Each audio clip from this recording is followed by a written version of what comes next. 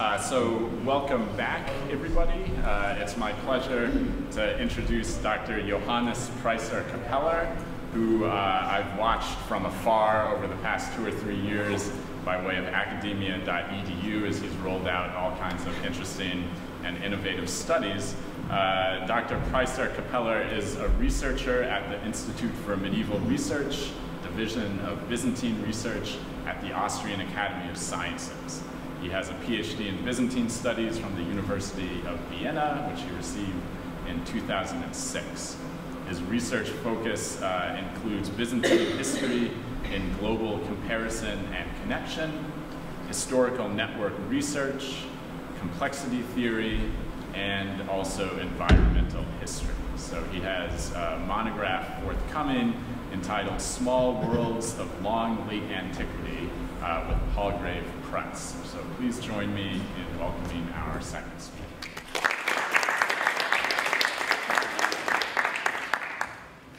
So thank you very much for having me here and give me the opportunity to speak about some ideas I have been following during the last years, and also will try partly to present in the upcoming book.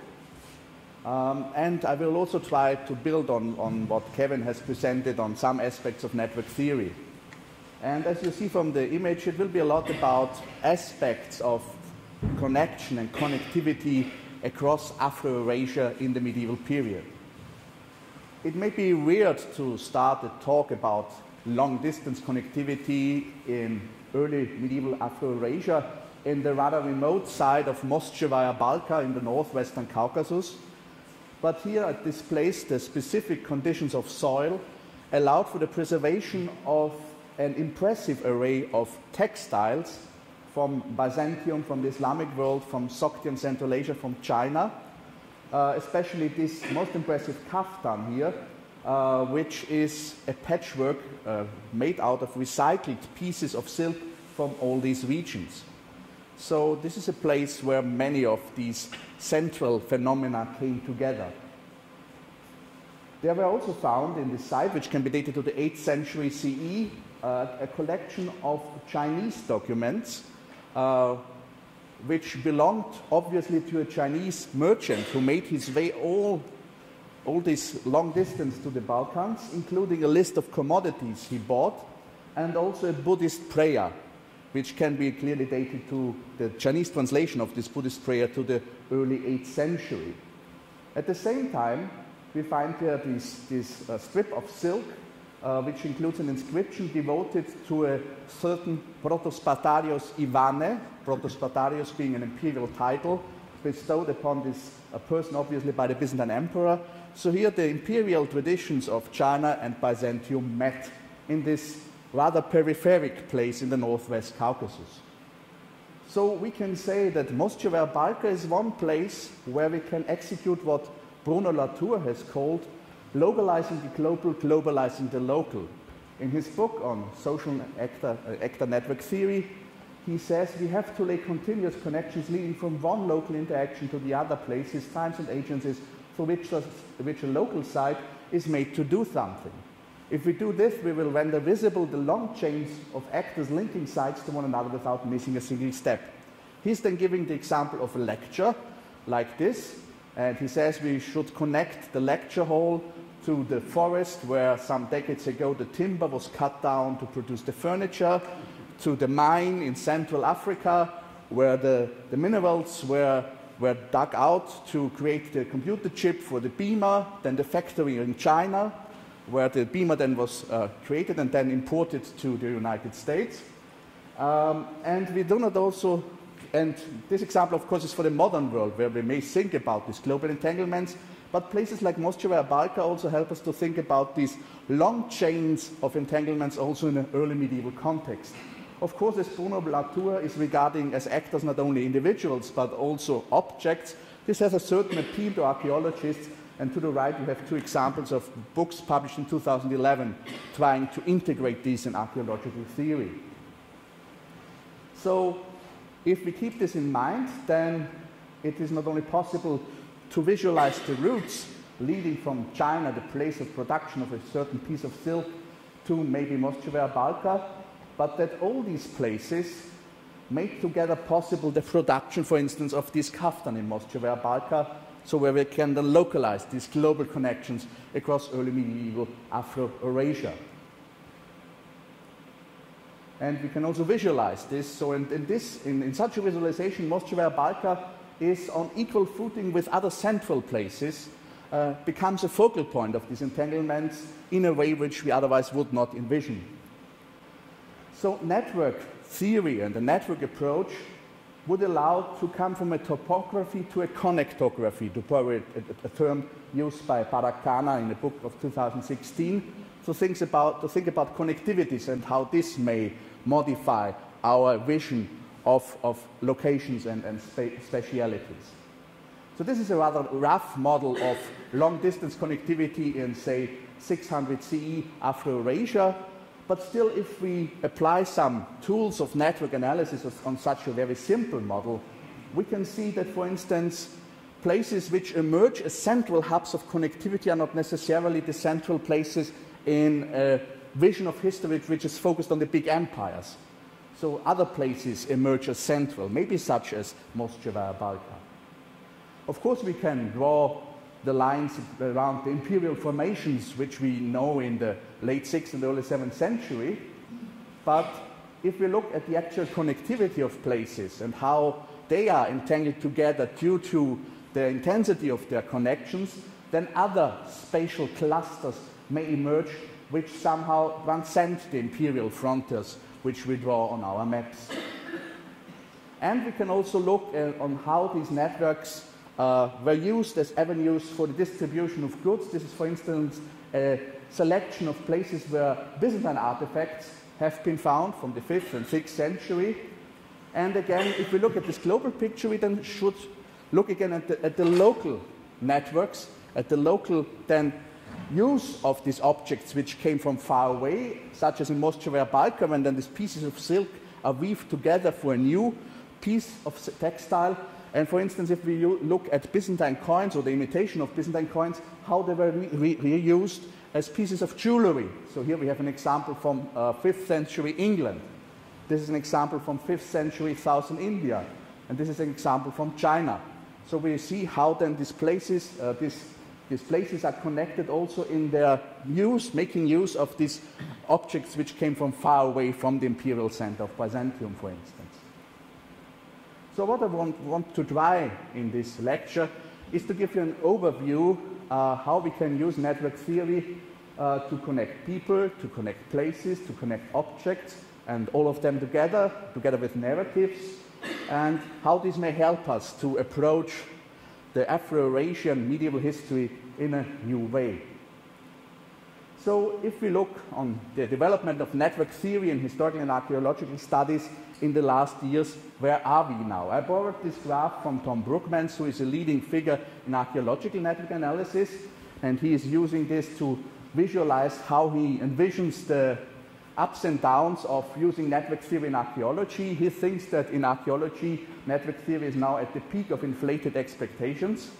Maybe in historical studies we are just approaching this peak, but after the valley of disillusionment, there will be the plateau of productivity at some point, as we hopefully will see.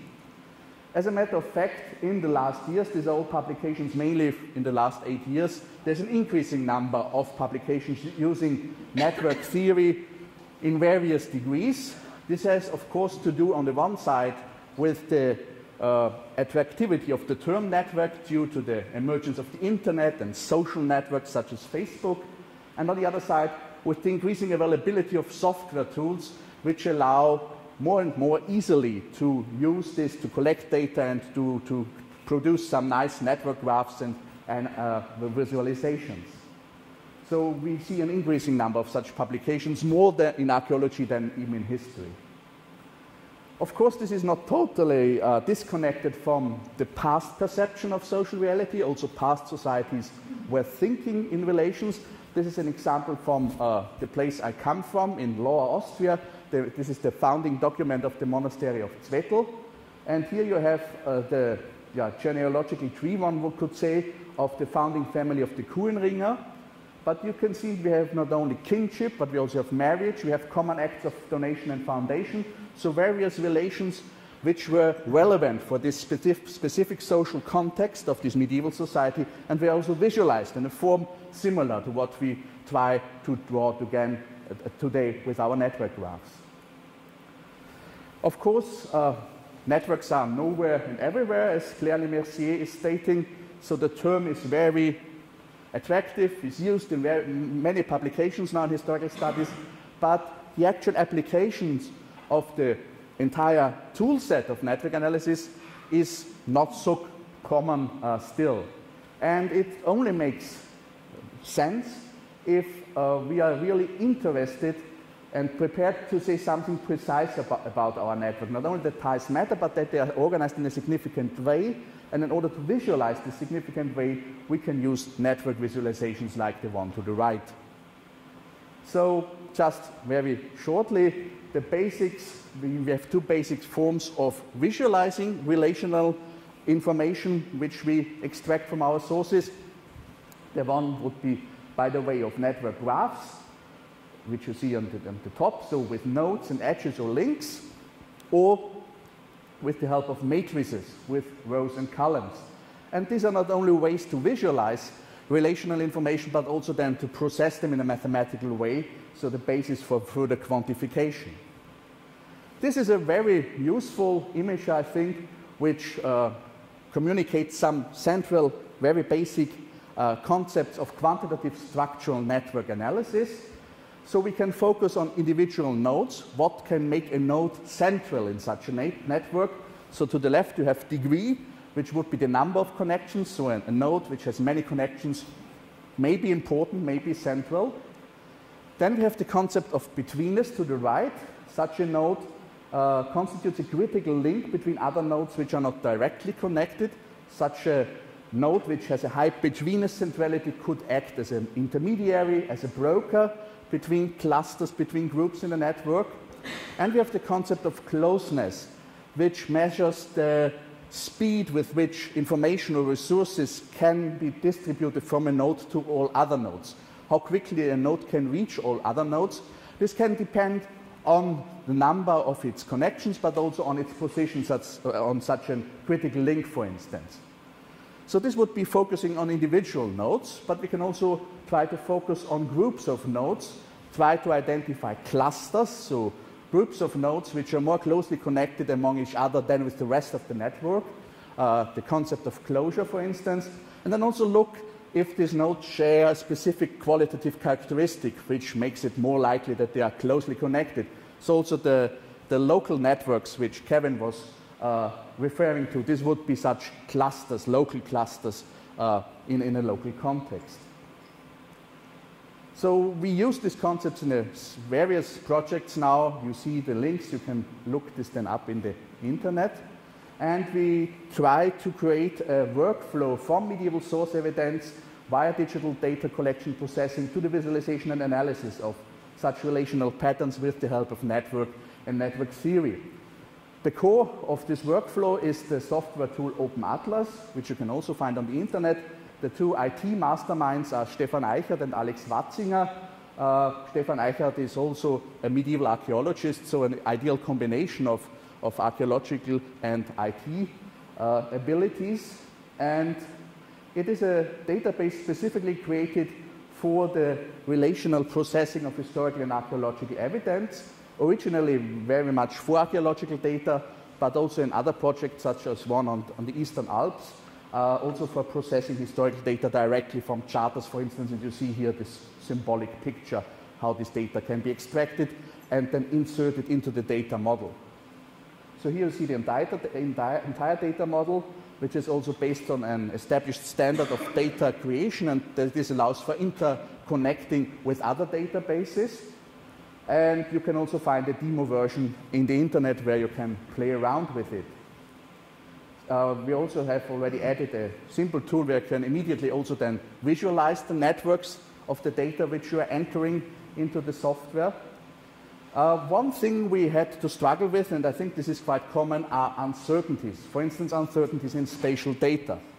So we have three basic forms of visualizing spatial data in GIS software, points, lines, and polygons. And this is no problem when we are dealing with well-defined objects, where we know exactly where a point is, or where a place is, or where a building is.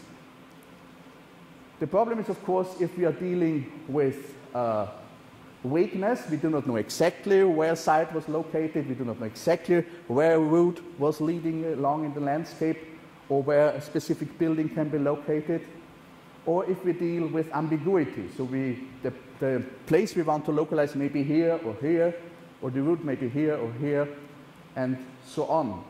So what we tried to do is to allow for storing these uncertainties in any combination. So you can mark an exact point, you can draw a polygon, or you can only mark an area where probably a specific place was located. And this in all combinations also to store ambiguities. So this is one recent development in this software.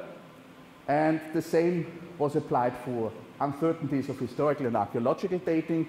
So it is possible to date the exact starting point or end point of an individual, of a process, of an event, but also to indicate intervals of various lengths in which a specific start or end may have taken place. And all this can also be combined in all variations.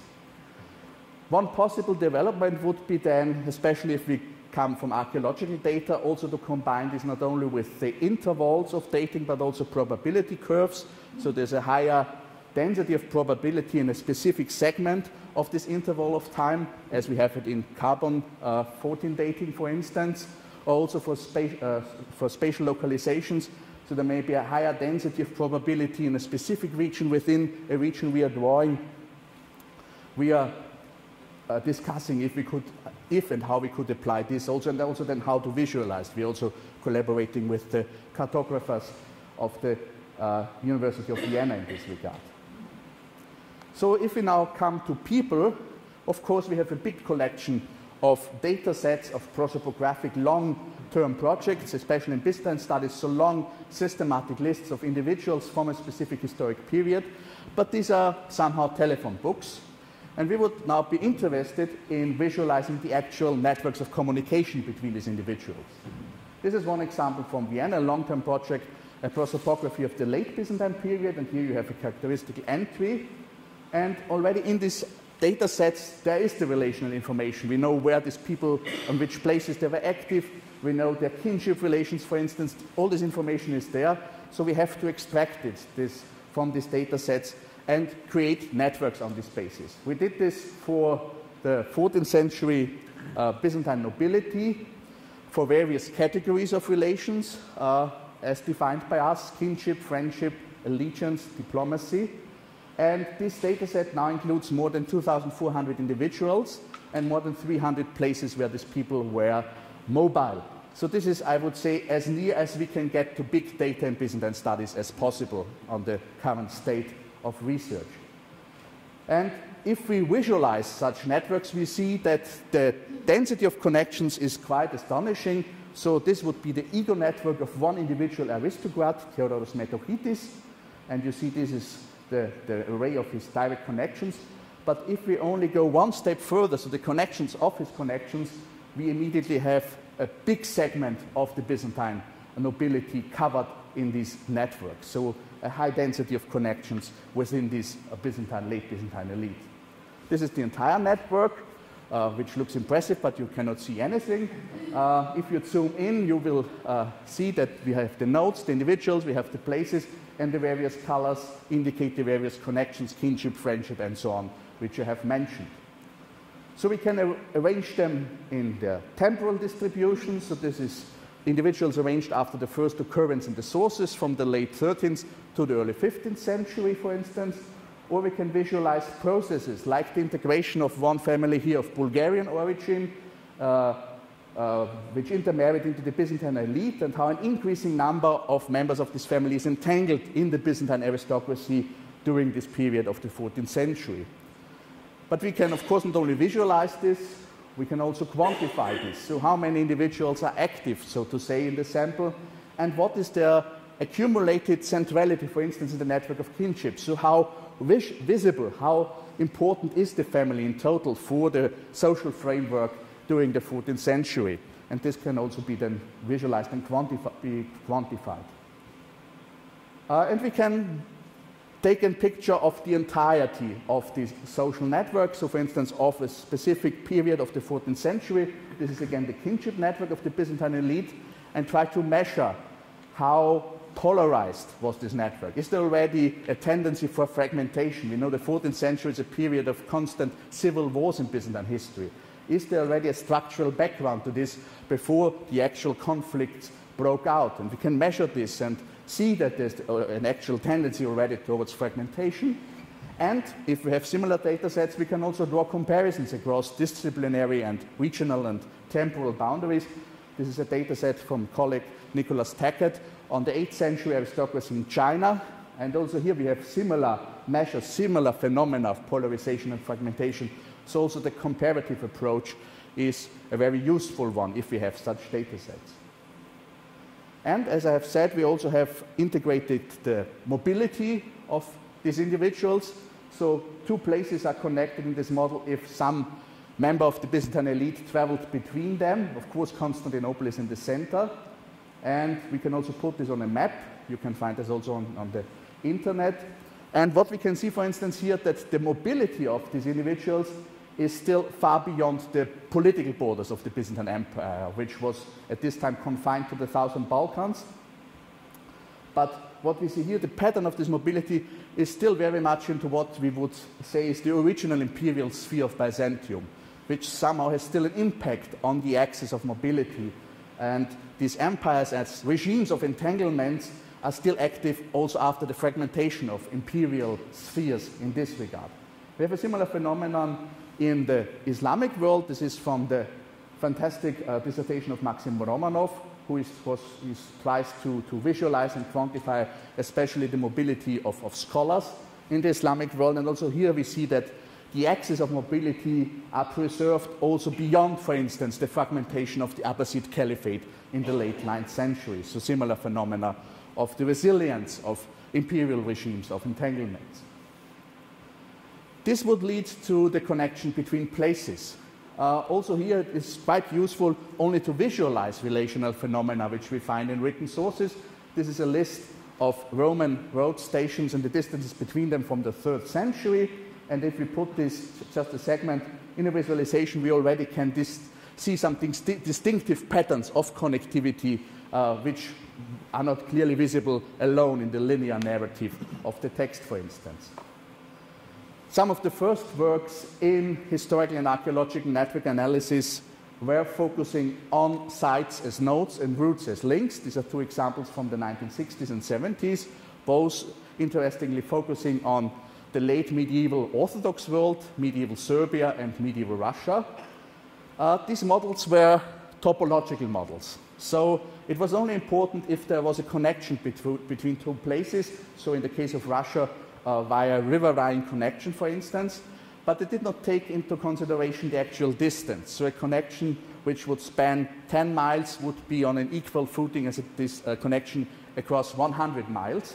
Of course, this is somehow an unrealistic approach. The distance, of course, would limit the intensity of interaction between two places. And so if we now use similar tools today, we try to integrate these costs of interaction. The basic idea is the easier it is to get from one place to another, the more actual interaction may be, the stronger the link between two places may be, and thus quantify this cost of interaction into our network models. This is a network model on the basis of data collected by a colleague from Germany on archaeological basis. So riverine networks in the Imperial Roman and early medieval period. And here to the right, this is a segment of the model on the Po River, a trade network. And you see you have here connections between places of different strengths, depending on the distance, but also if the connection is upstream or downstream, because in river traffic, this would also very much impact the cost of interaction to get from one place to another if you are traveling upstream or downstream. And we have done such a model then for the early imperial riverine connection network for the Rhine, the Upper Danube, the Po, and the Rhone. And we also tried to connect this with the main terrestrial connections to create a single model for this cross-watershed transport in the Roman period, say from Italy to Gaul and to the Transalpine provinces. And you see here this network model. The places are sized according, again, to their betweenness centrality, so due to their intermediary potential. And we see here that especially the places which are placed at the interconnections between these various watersheds are the central places. Such network models then also suggest ideal routes, which you should follow if you want to get very quickly across the entire system. And our calculations had a big overlap with other calculations colleagues from Mainz did on the distribution of terra sigillata ceramics, how this would suggest ideal routes across the Roman Empire. And we had here similar results, which is also very a nice outcome of such a comparison. We did this, as I said, for the Roman imperial period and for the early medieval period. We also tried to identify clusters of nodes, so places which can be reached among each other at equal cost, so to say maybe transport or traffic zones. And of course, if you have this for two periods, it's interesting to see how these traffic zones, how these patterns in the network are changing across the time.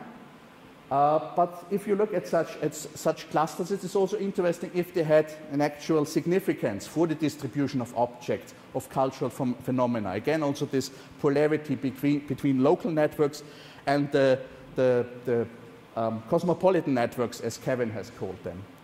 So as we see in many networks, there's actually an interplay. We have these clusters of local networks, but they're also connected via some long-distance connections, weak links, as Granovetter has called them. And we often have the phenomenon that within, say, regional clusters, we have then local clusters, so nested clusters, a hierarchy of clusters on the local, the regional, the over-regional level. So this is the structure we often detect if we create such complex network models. The question is if such regional clusters have no significance for the distribution of objects, for instance. And we found out that the clusters we identified in the Rhine Valley in the early medieval period show a high overlap with two types of ceramics, so the red area and the yellow area, so that also the borders between these distribution areas overlap with the borders between the clusters we have identified, which somehow assures us that we have an approximation maybe to the actual complexity of networks of traffic in this period, which is also then reflected in the actual distribution of objects. And again, referring to this small world idea and these local networks, Thomas Tartaron, for instance, in his monograph on maritime networks in the Mycenaean world, has highlighted that besides the long-distance connections, which are often very much big in the focus of research, we have to deal with these small worlds, with these local connections, with these local networks, which are often much more resilient to the, say, large-scale breakdown of transcontinental connections or of empires. And these are the actual networks where cultural identities are negotiated, for instance, so similar to what Kevin has shown you in the first talk. So that we also have to focus this and this interplay between these small worlds, these local networks, and the large-scale and cosmopolitan over-regional connections. This leads me to the point of the mobility of objects, such as ceramics, for instance. A common technique often used by archaeologists are so-called affiliation or two-mode networks, which are based on the distribution of artifact types in a region among a set of archaeological sites. So you would have first a network of places, of sites, these are the hexagons, and of some artifact types. For instance, types of ceramics, this would be the triangles. And then you create a network of the sites on the basis of the co-occurrence of these artifact types. So two places are connected if at least one artifact type is found in both of them. As you can see here, you have different strength of connections depending on the actual common number of artifact types. These ties are, of course, not ties of interaction. We do not know if there was an actual exchange between the two places. These are ties of similarities. So there's a different degree of similarity of artifact assemblages at two places, and this is reflected in such a network model. This is an example by Søren Sindbæk, a colleague from Denmark, on the 10th century North Sea. He used 7 artifact types for 152 sites and created such a network model. And you can see for here again to the right, places are again scaled according to the betweenness centrality. So a place with a high betweenness would be a site where artifact types are found together which are normally not found so often together. Again, indicating an intermediary position between communities of consumption, one could say. And here, this is not a big surprise if you know 10th century North Sea history. The place of Hedeby, Haithabu, is the most central one, where we have a big variety of artifact types which are normally not found together at the same place. I applied a similar model for the Indian Ocean in 2 periods, the first 3 centuries and then the late antique centuries in the Western Indian Ocean, on the basis of 10 respectively 13 ceramic types for 26 or 36 sites. Of course, the Western Indian Ocean is much larger than the North Sea, but we have much less archaeological evidence until now for this. So this is, of course, a problem. Every new find spot may change the model, but this is the model based on the evidence as we now have it. And these are some selections of these ceramic types. And you can see also here we have a dense network, again, of similarities. We do not know, maybe from other sources, but not directly from this evidence, if there's a direct interaction between these places. And we can also see, for instance, from the early period to the late period, that, for instance, the sites in northwestern India are more prominent in this network model than in the early period. One interesting aspect is if we measure the actual strength of these ties of similarity, if there's a correlation with distance. So are places which are near to each other also more similar with regard to their ceramic artifact assemblages? And the answer is no. There is no significant statistical correlation. So a place in India may be more similar with regard to its artifact assemblage for the artifact types which we have selected to a place, say, on the Arab Peninsula than to a place nearby. And this is also reflected here. So if we try to identify at least 2 clusters, 2 families of nodes, we can see that nearby nodes may belong to different communities of consumption, as we may interpret this for the early and for the late period.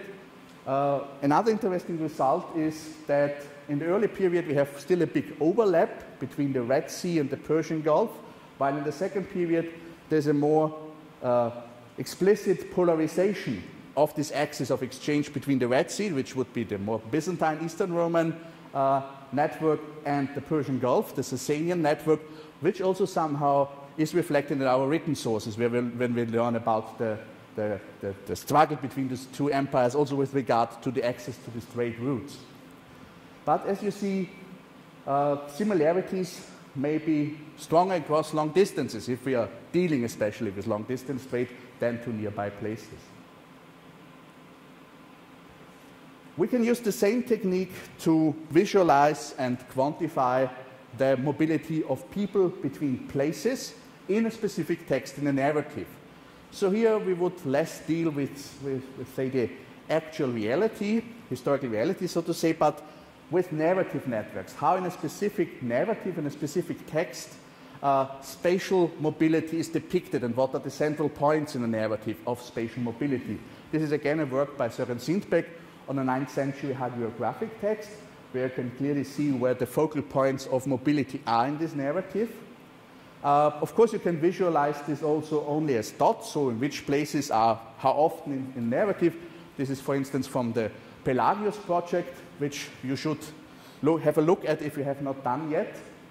But if we model this into a network, so what access of mobility we actually have between places, we get a more nuanced image.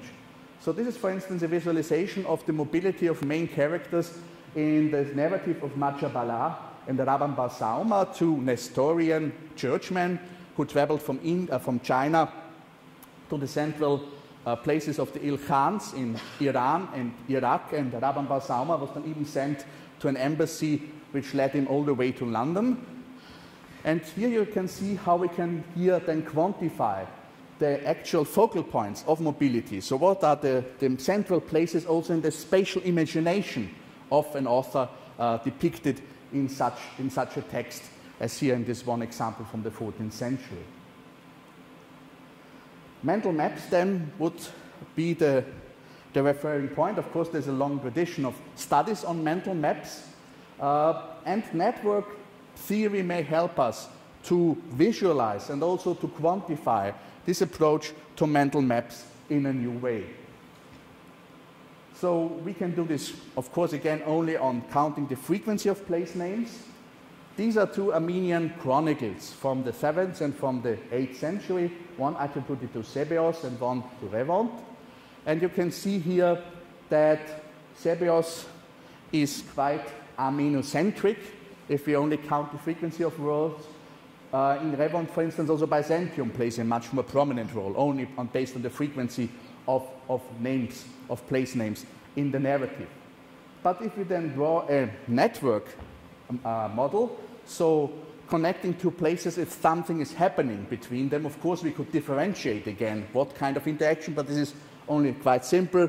If something is happening between two places in the narrative, we can draw a network graph, and then again we can, for instance, quantify which places are more central. And we see in Sebeos, also in this picture, Armenia is the central node, where in the history of Revont we have a polycentric image, so a different spatial framework, a different mental map in this other text. And if we look at betweenness centrality, so the intermediary potential of nodes, it becomes clear that Sebeos has also one focal point on, for instance, the center of Sasanian authority, while Revont is really a multicentric narrative, also reflecting the now integration of Armenia in this wider world of the early Islamic Caliphate, where Byzantium is only now one central point among others. So different spatial imaginations may become visible and also quantifiable if we apply such network tools. This leads me to the idea of big data. Of course, we have a huge data set of texts. This you can also see in tools like the Milgram viewer, which is based on calculating the frequency of words in English texts as they are stored in Google Books for the last 200 years. This is, for instance, the trajectory for the term network analysis. You can see it emerges in the 1920s, then has a first peak in the 1960s, and then again a second period of growth since the 1990s with the internet, with software. This has also been outlined, the idea to use this as a lens on human culture in this book by two of the masterminds behind the Milgram viewer. So this is already there, using, so to say, big data to use it for historical analysis. But we can apply similar tools if we collect other long-term longitudinal frequencies of phenomena, for instance. So in this network model of the Byzantine elite, we also stored information on conflicts between individuals. And if we draw statistics of the frequency of conflict between individuals across the 14th century, we clearly see a big up and down and a peak in the 1340s. This is also the period of very severe civil war.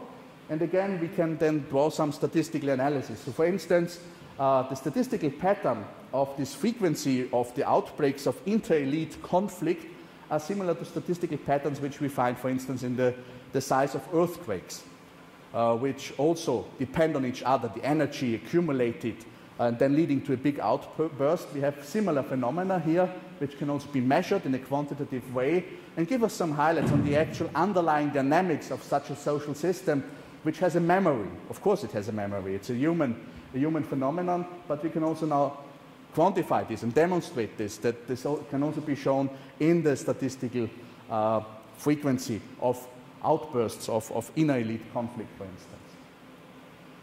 We use this data also for a large-scale comparison with a virtual society, which colleagues in Vienna have created, Stefan Thurner and his team from the Complexity Systems Research Group. These are basically mainly mathematicians and physicists. They created a massive multiplayer online game, Pardus, where 200,000 people are playing, and they can fight with each other, they can create alliances, they can trade with each other, and all the interactions between these people have been stored now for several years, so a huge data set, and Stefan Thurner and his team are trying to quantify it and try to look if there are specific regularities of social interaction, the dynamics of social interactions, and we are trying to compare their results with the results for our big data set of the Byzantine society, and if there's a correlation between virtual and past societies. Of course, physicists like then to define laws of dynamics. We will see how far we can get. But this is one aspect where we can use big data from various sources to compare the science fiction scenario with 14th century Byzantium, for instance. But there are also actual approaches to use dynamic modeling on the basis of ancient archaeological data. One example to the left, by colleagues in Belgium and in the Netherlands, trying to quantify the mobility of virtual water in the form, for instance, of grain exports within the Roman Empire. Or a very interesting recent study by Tom Brookmans again and Korun Problem, who is leading the excavation in Sagalassos in Turkey, trying to find a model to verify different ideas of how the Roman imperial economy was structured. So you see here this in two studies, the one by Peter Bang, the Roman Bazaar, who thinks that the Roman economy was a very loosely connected network, mainly local communities, between which interaction was not very strong. And to the right, a book by Peter Tamin, who writes about the Roman market economy, closely integrated, very much interaction between various regions, also then leading to a specific correlation of price formation, for instance. And what Tom was very much interested in is which of this model would explain the actual distribution pattern of specific ceramic types here in the Eastern Mediterranean, which can be found on the basis of a systematic archaeological survey. So which idea or concept of the Roman economic integration would lead to the actual distribution pattern which can be observed in the archaeological evidence. And he built an agent-based modeling, so he created a network structure simulating various regions or marketplaces in the Roman Empire and various agents, which would be traders, individual traders, and he tried various approaches. So a model which would reflect a very loosely integrated Roman economy and a model with a stronger economic integration. And also these agents would then follow a specific logic. Here you see the tree of decision making. So if you build such models, it can get quite complex. But here you see how then the individual agents would decide if they would buy a specific ceramics or not. And then they made several experiments with this model and then looked at the outcome. So what was the distribution pattern of ceramic types within their model, and which model would actually reflect to the best degree the actual distribution pattern which they found in the archaeological evidence. And the result in this study was that the model for the stronger economic integration would be the only model which would actually lead to a distribution pattern as they can find in the archaeological evidence. Of course, this is not 100% proof. It's only a tool to reflect on possibilities and what actual dynamics may be underlying and leading to the result which we find in our evidence. Just only one hint also, your NetLogo is one of the most commonly used tools for such modeling. You can also find it on the internet. So these are approaches also really of using dynamic modeling for trying to recreate the actual complexity of past social entanglements. So if we now try to come to a conclusion, we are of course in the midst of a long and old debate. So how important shall quantification and calculating be for history? And you have here various citations from big names of historical research. We also have the volume by Vogel and Elton, which was also written in the midst of the debate on clear metrics and its use for economic history. So what is really the actual significance? What I found very useful is this somehow middle position already formulated in a book on Byzantium in the 1980s, that statistical evidence, quantification, provides better, clearer, and more reliable conclusions than the accumulation of occasional and separate examples. But that we should also be aware that numbers exert a magic spell on human minds, particularly if they are presented with the help of computers, and this was written in 1982. And scholars must cross-check statistical results lest they be deceived by the apparent pervasiveness of statistics. So it's always necessary to grasp the social and historical sense of the numbers. And this is, I think, a text which should be read today again, also 30 years later. So if we then look on this idea of networks and these metaphors of networks, we of course encounter sometimes the phenomenon, and also at the beginning of the talk I may have suggested a similar idea, that we should Facebook the past. So everything is connected to everything.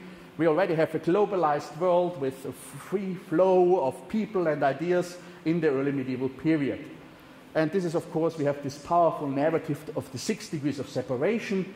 And as Mark Zuckerberg has presented last year, if they analyze now the Facebook data with the hundreds of millions of users, it's actually only 3.5 degrees of separation. So you only need 3.5, say, links on average to reach every node from every node within this huge network, which is quite impressive, and also some idea of a democratic, universally connected world. This, of course, is based on this one of the famous experiments of Stanley Milgram from the 1960s. He sent out 300 chain letters across the United States, and people had to send them back to a specific addressee, but not by using mail service, but by handing these letters on to a person which they knew on a first-name basis. And a significant number of chain letters made it back to the addressees, and on this basis, Stanley Milgram formulated that on average, every citizen in the United States may be connected to every other citizen within 6 degrees of separation. And you find this in these popular graphs. I'm sorry, I couldn't find an actual version of this graph to the right, so the president is still Obama. But the idea is here that within 6 degrees, everyone can get to the president, for instance. But this is a popular myth, I would say. But Stanley Milgram himself wrote down in 1967, almost anyone in the United States is but a few removes from the president or from Nelson Rockefeller, who was the richest American at this time, as I have learned. But this is true only in terms of a particular mathematical viewpoint, and does not, in any practical sense, integrate our lives with theirs. Because Stanley Milgram himself was very well aware that it is not only about geographical distance and connectivity, it's also about social distance. He also made another experiment where they distributed such chain letters, for instance, in the Afro-American community in the United States. And there they found out that also within a few steps, such a chain letter would, for instance, get near to the addressee in a specific city, but then stop at a specific point.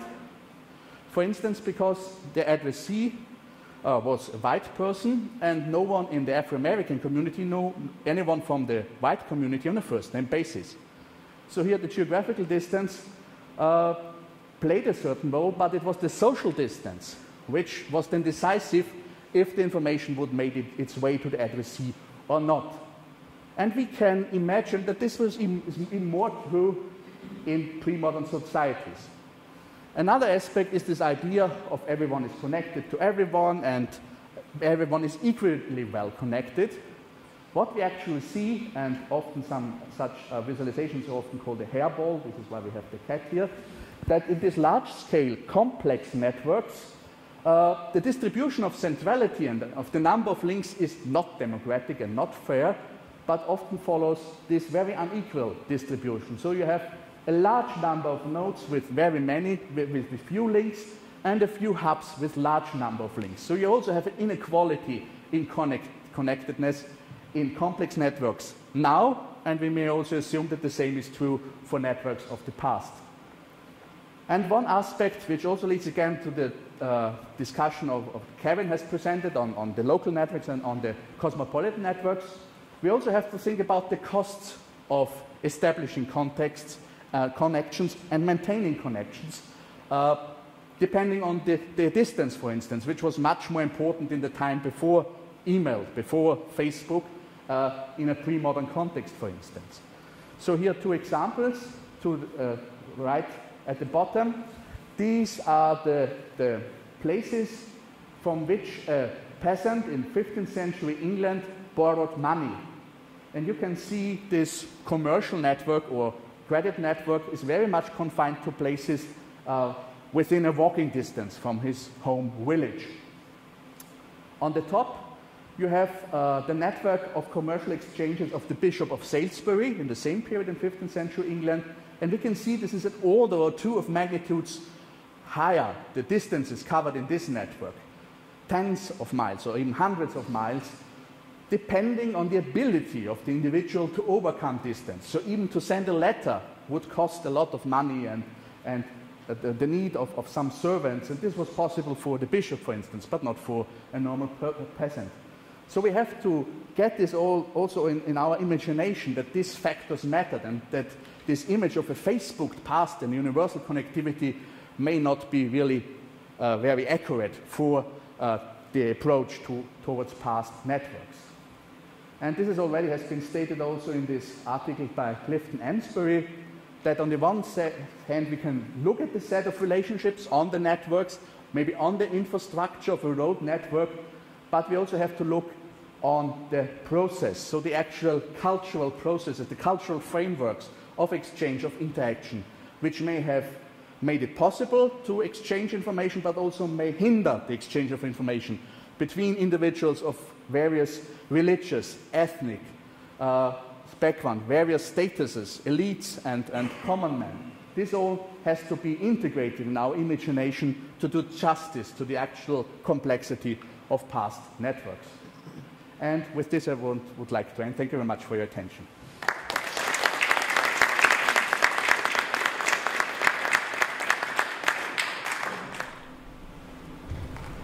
Yeah?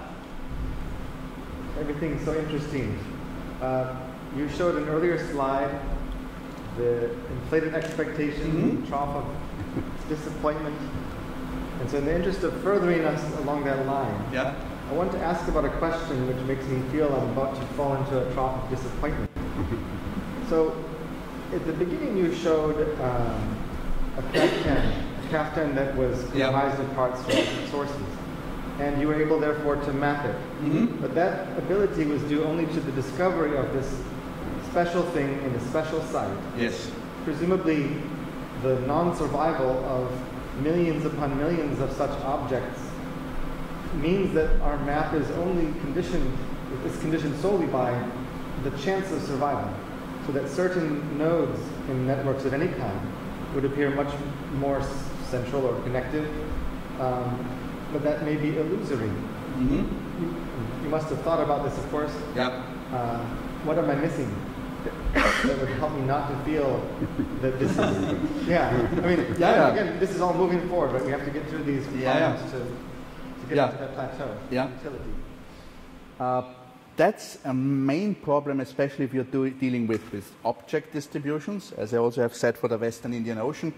Just 2 weeks ago, I met a colleague. She's doing contributing to excavations on the southern coast of the Persian Gulf, which is not on my map, where they found new sites and also the same ceramic distributions, which would very much modify the entire model. So it's always depending on the actual status of material survey which you have at your hands. And every additional information may change this pattern. But this is not so far away from what we do if you write a normal paper or a normal narrative. You always depend on the selection. And even here, as Søren Sindbæk points out, you're at least forced to encounter the entirety of the evidence for a specific region, for instance.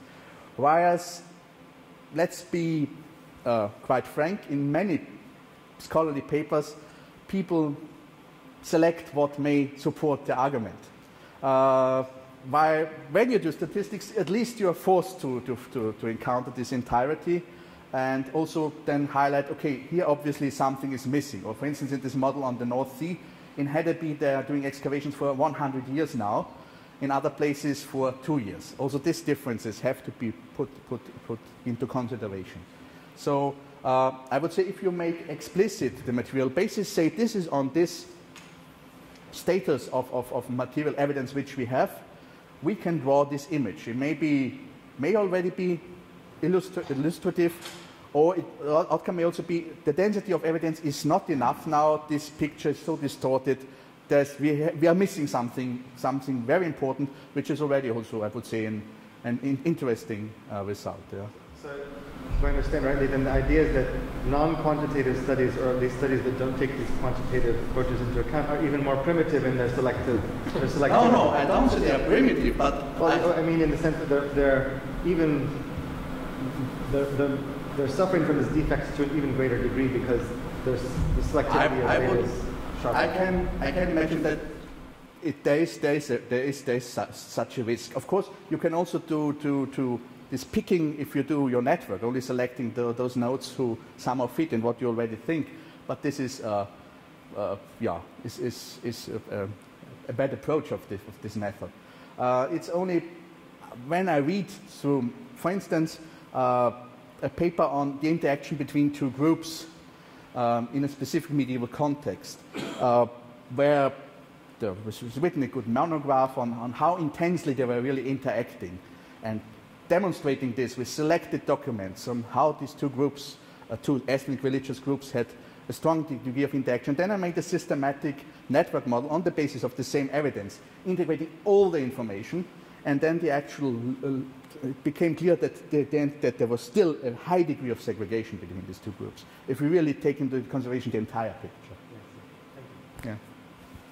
We don't base it on the evidence, right? We base the model on our presumptions. And that's my question. When you move from a static map, right, you have literally pins and string, right, to a dynamic model. We're talking about, the physics, say, of moving something over rivers, right, or a comparison. Assuming that a community somehow has a memory that we can somehow map with a computer memory. Yeah. Or that you know how people make decisions. Yeah. How do you know that you've looked at the right data? You say it's entire, we have the entire data. Yeah. How do I know if I can look at heights of rivers, politics in the area, crime rates? For instance, one problem with the river model is that we only have data for the modern course of the rivers, and we had a lot of river regulation in Europe. That's, of course, a limitation I have to explain in my article. We only have this data. We cannot reconstruct the actual flows for the Roman period, so this is an approximation.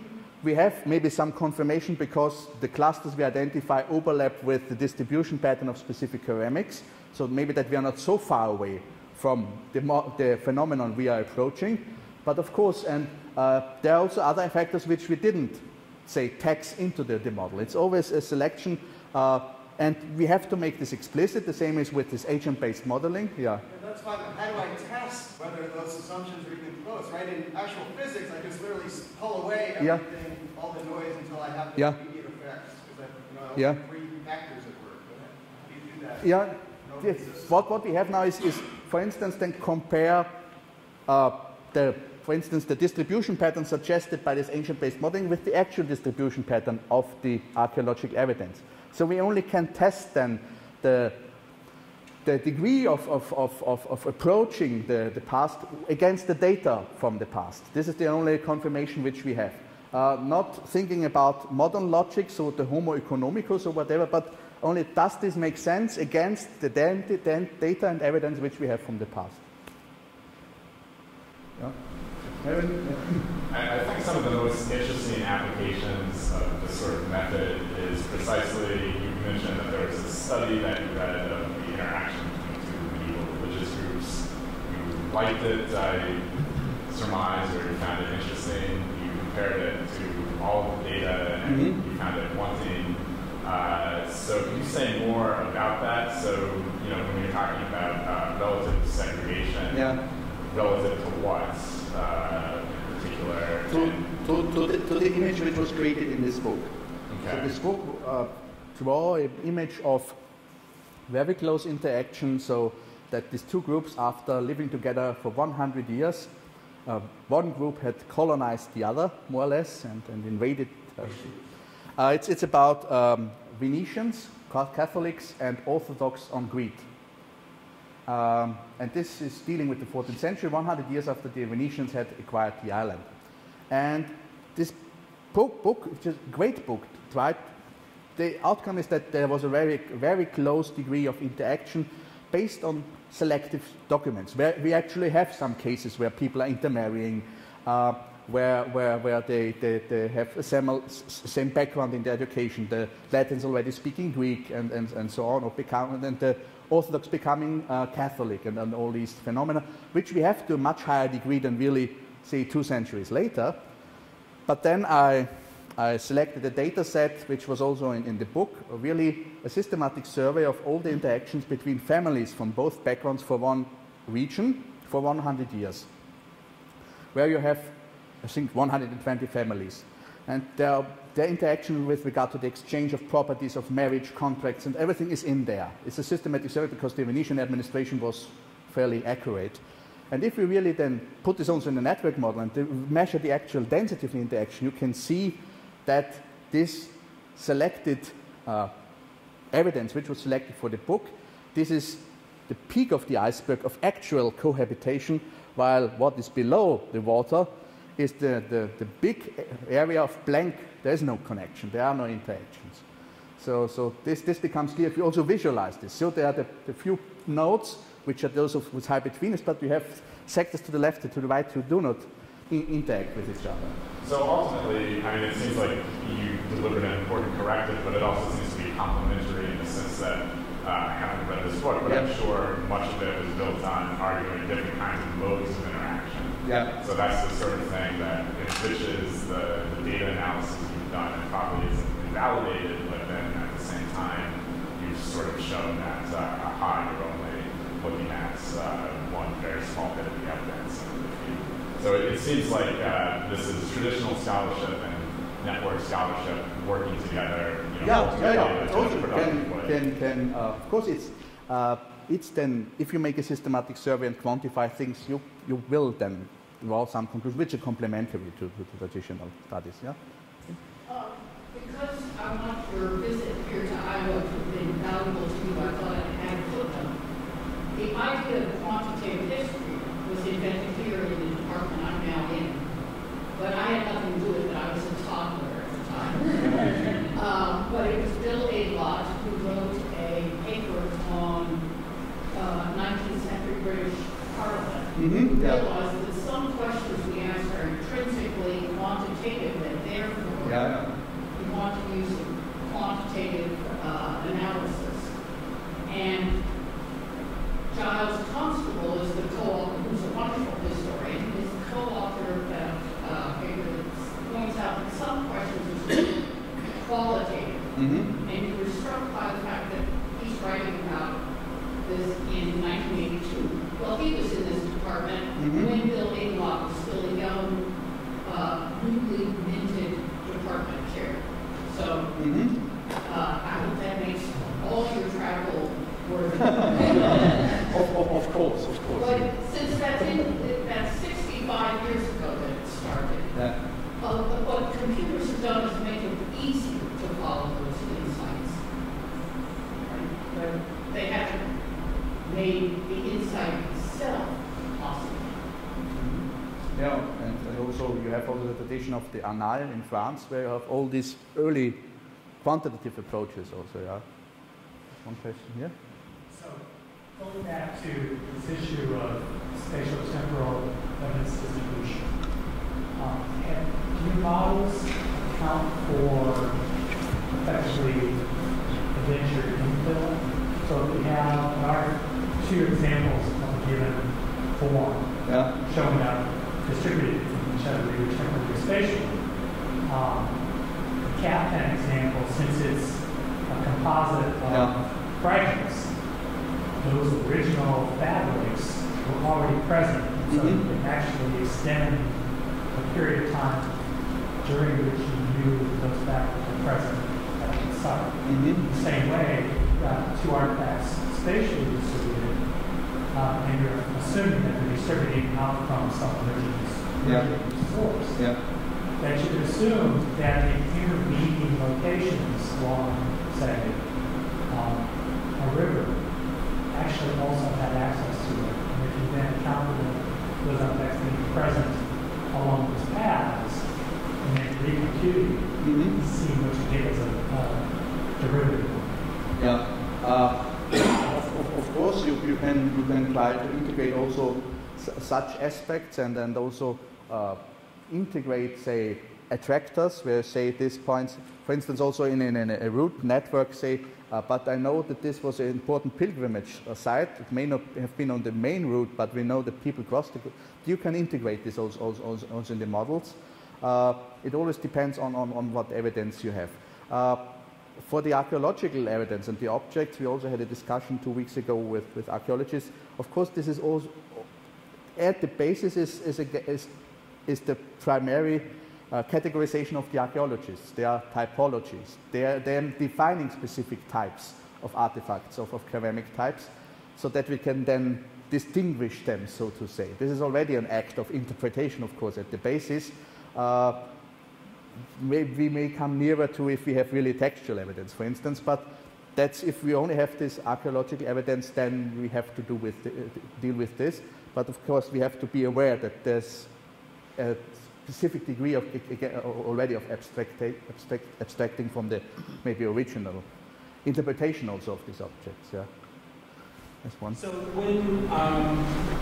when these networks of I guess archaeological finds are being compiled, are you working with secondary sources? So the report from site X, the archaeologist has said we found these 5 types of ceramics, and they were layers 1 through 7, and things like that. They date to these particular periods. How do you reconcile archaeologists assigning wildly different periods or typologies or whatever to the material? So I'm myself not an archaeologist, so when I do this, I'm always collaborating with an archaeologist who is a specialist. So for instance, for the river models, Lukas Werther, he of course compiled this from the reports he found, but he is himself doing excavations, for instance, at the Fossa Carolina, so the canal between the Danube and the Rhine, which Charlemagne tried to build. So here I can cooperate really with a specialist on this period who has also first-hand experience with the material, and then I wouldn't interpret this myself, also this categorization. I always try in this regard, when I'm not myself, say a specialist on the period or the region, with specialists really dealing with the material, and who can also then are aware of the limitations of which I am maybe not aware. Yeah. There was one. This is a fascinating presentation, and I think that you're basically showing us a new tool for looking at historical information, or hopefully historical data, and the bigger the data set, the better. It seems clear to me as a novice that it takes a while to learn how to read some of these displays. What do they tell us? But I still think they're wonderful tools for using your intuition to say, well, to ask new questions as a result of this new display.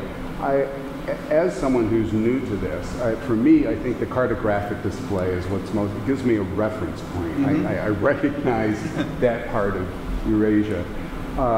The one thing that I think would also be most helpful is to see an animation of chronological. How does the data display itself, and particularly what happens when you layer on climatic events, conflicts, diseases, the plague, and if you can play with that, then perhaps you can make discoveries, the visitor to the website.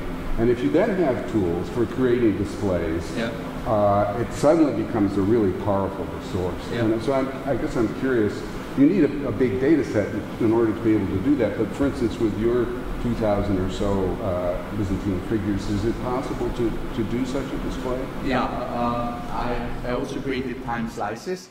So as the tools are now, you have to define time slices. So where you have a significant density also of evidence, say for decades or for years, ideally maybe for days if you have the data, and then you can also animate this like a cartoon, and you can show how things pop up also on a map.